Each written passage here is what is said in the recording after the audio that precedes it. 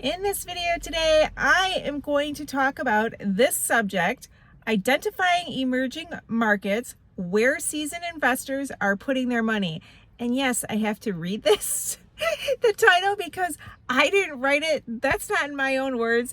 That's in AI. And side note, I just took a course last night in AI and it was so fascinating. And there's way more things in real estate we could use AI for that I bought the course. It was only $197. I have a link below if you want to buy it too. It's just for a very limited time that I can get you that pricing. So check that out.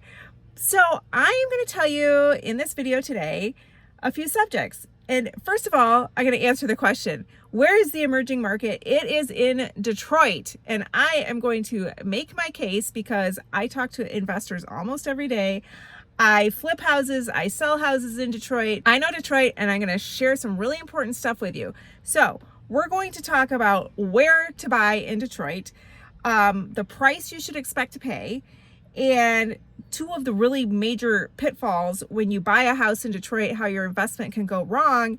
And then when you are house shopping, there are two things that unless you live here, I'm guessing you would not know are incredibly important things. And one of them, I'm kind of embarrassed to say, I just learned it myself. And my husband and I have been buying houses in Detroit since 2007, and I learned something new. So let's get into it. If you are buying in Detroit, people always want to know give me the zip codes, give me the neighborhoods. Well, Detroit the prices have gone up just like everywhere else in the country. And we used to, when we started in 2007, we used to be able to pick a neighborhood and buy. There were like 4 streets, 4 little blocks that we bought around 50 or 60 houses. That was awesome. Can't do that anymore. They're way too expensive. That neighborhood is more of a buy and flip to a homeowner type neighborhood. And that is what's going on with a lot of the neighborhoods around here. Are you appreciating the information I am giving you in this video? I sure hope so. It helps me the most if you like and if you subscribe. I really appreciate it. So what we do when we buy investment properties is when we get a good deal that comes to us, we go check it out, and we are buying block by block. And there's all kinds of spots all over Detroit. So we will assess the block. You need a good agent who knows Detroit, that knows how to assess the block. You can't do this on Google. I'm telling you, you could go to Google Earth and look, but you really need someone local to help you with that. I sell my own investment properties, but right now I am only selling to cash buyers. I do have an agent. I'm a broker. I have an agent I can refer you to. Happy to do that. Email me and I'll connect you that way, or set up a time to talk to me in Calendly and we can talk about it. The next thing is the price. What price to expect? If you are interested in buying an investment property and you're looking at a buy and hold, you're not trying to flip it to a homeowner, the average price right now in Detroit for a 3-bedroom house is $85,000. I sell my 3-bedroom houses for $84,000. But a statistic just came out that the average price in Detroit is $85,000. And I thought, well, that makes sense because there's these other neighborhoods that the demographics are changing a little bit in Detroit. People in the suburbs are moving into Detroit. You can get so much more house for so much less money. So there's a little bit of that. Those are like the buy and flip neighborhoods. And then the rest of them need work. So if you get anything under the mid 80s, I guarantee you it needs work. A lot of agents look at it and think it looks fine to them, but what happens is you're inheriting probably either a bad house or a bad tenant, and you really don't want to do that. That's one of the pitfalls, is inheriting a bad tenant.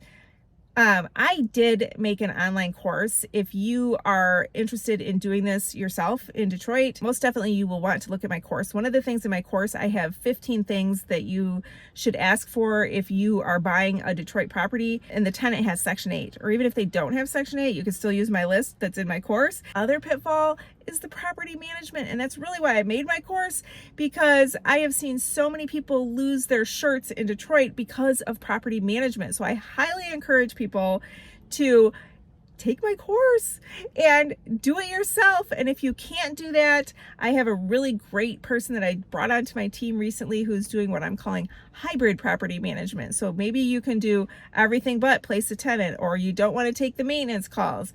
He is right there on my team so that when I'm selling houses or my agent Nate is selling houses, we can refer to him. So again, go ahead and email me and I can give you more information on that. The two things that, unless you live around here, you might not know. When you are buying a property in Detroit, Michigan, there is a room in the house that tenants love. And it's a little bit surprising. And it's not the kitchen. It's not the bathroom. It's not the living room.